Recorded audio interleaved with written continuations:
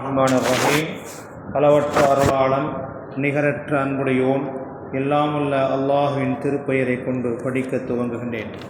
மென்மை மிக்க பொதுமக்களே, ஹஜ்ஜு செய்யக்கூடிய காலம் துல்காதா மாதத்தினுடைய பாக்கியம் நிறைந்த இந்த மாதத்தில்தான் அடுத்த மாதத்திலே ஹஜ்ஜுடைய காலத்திலே செய்யக்கூடிய இஸ்லாத்தின் 50 கடமைகளில் ஒன்றான அந்த ஹஜ்ஜை நிறைவேற்றுவதற்காக வேண்டி தயார் நிலையிலே இருக்கக்கூடிய ஹாஜிமார்கள் எல்லோரும் உலகெங்கும் பல்வேறு நாடுகளிலிருந்து இந்த மாதத்திலிருந்தே, அதாவது இந்த துல்காதா மாதத்திலிருந்தே ஹஜ்ஜு செய்வதற்காக வேண்டி புனித காபத்துல்லா ஆலயம் நோக்கி பயணம் செய்ய தொடங்கி விடுவார்கள்.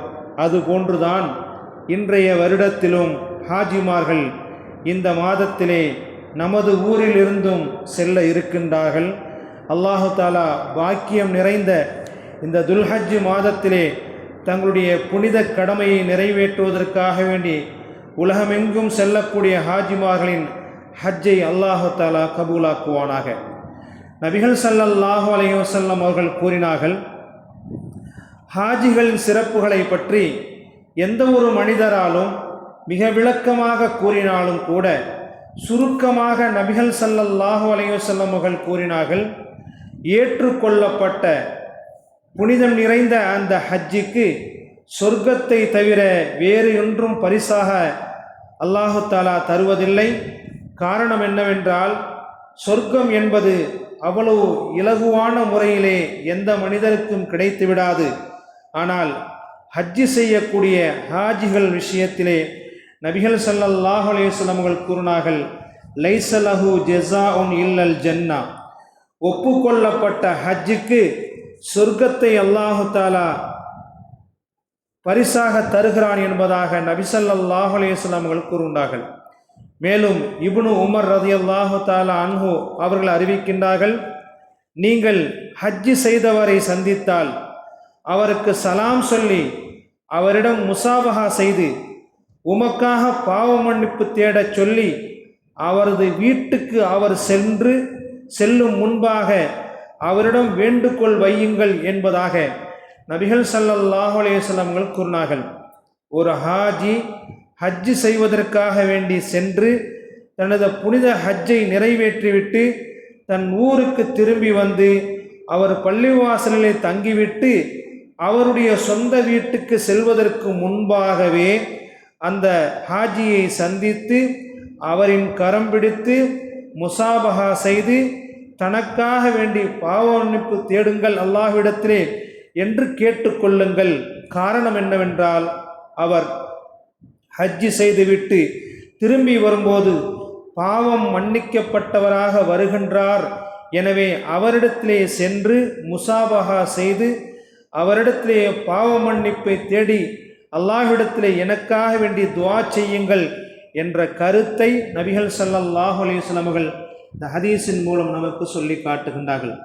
அன்னை ஆயிஷா ரலியல்லாஹு தஆலா அன்ஹா அவர்கள் கூறுகின்றார்கள், கஸ்தூரி கலந்த நறுமணத்தை நபி அவர்களுக்கு அவர்கள் இஹ்ராம் ஆடை அணிவதற்கு முன்பு நான் பூசிவிடுவேன் என்று கூறினார்கள்.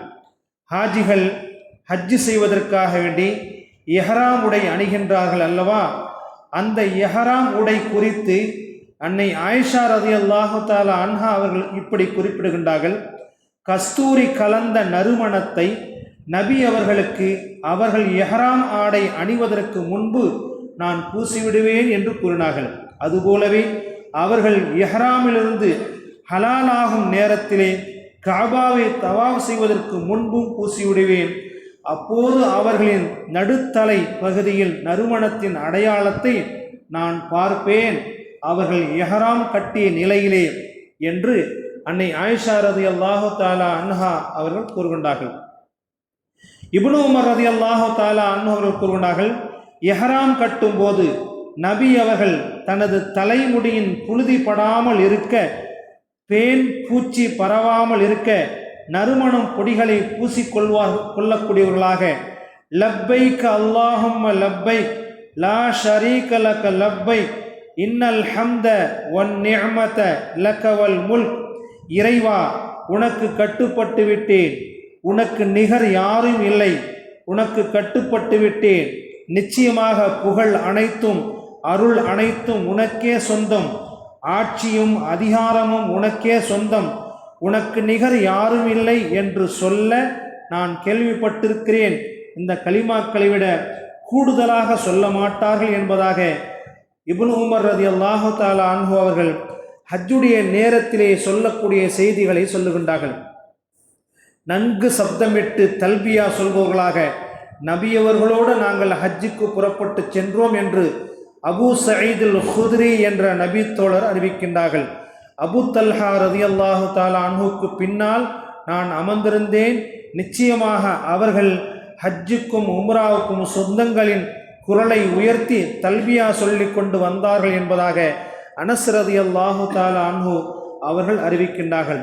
இப்படி ஹஜ்ஜின் சிறப்புகளை ஏராளமாக குறுக்கி சொல்லக்கூடிய இந்த ஹதீஸுகளிலே வரக்கூடிய இந்த செய்திகள் நமக்கு என்ன பாடத்தை சொல்ல வருகிறதென்றால், இந்த வருடத்திலே எப்படி ஹஜ்ஜு செய்வதற்கு அல்லாஹு தஆலா நாடினானோ அதே போன்று அடுத்த வருடத்திலே அல்லாஹு தஆலா ஹஜ்ஜு செய்வதற்காக வேண்டி எனக்கும் அந்த பாக்கியம் கிடைக்க வேண்டும் என்று நாம் எல்லோரும் அல்லாஹ்விடத்திலே துஆ செய்வோமாக. அல்லாஹு தஆலா நமது எண்ணங்களை கபூலாக்குவானாக. சுப்ஹானல்லாஹி பிஹம்திஹி சுப்ஹானக்கல்லாஹும்ம வ பிஹம்திக அஷ்ஹது அன் லா இலாஹா இல்லா அன்த அஸ்தக்ஃபிருக வ அத்தூபு இலைக். சுப்ஹான ரப்பிக ரப்பில் இஸ்ஸத்தி அம்மா யசிஃபூன். அஸ்ஸலாமு அலல் முர்ஸலீன் வல்ஹம்துலில்லாஹி ரப்பில் ஆலமீன்.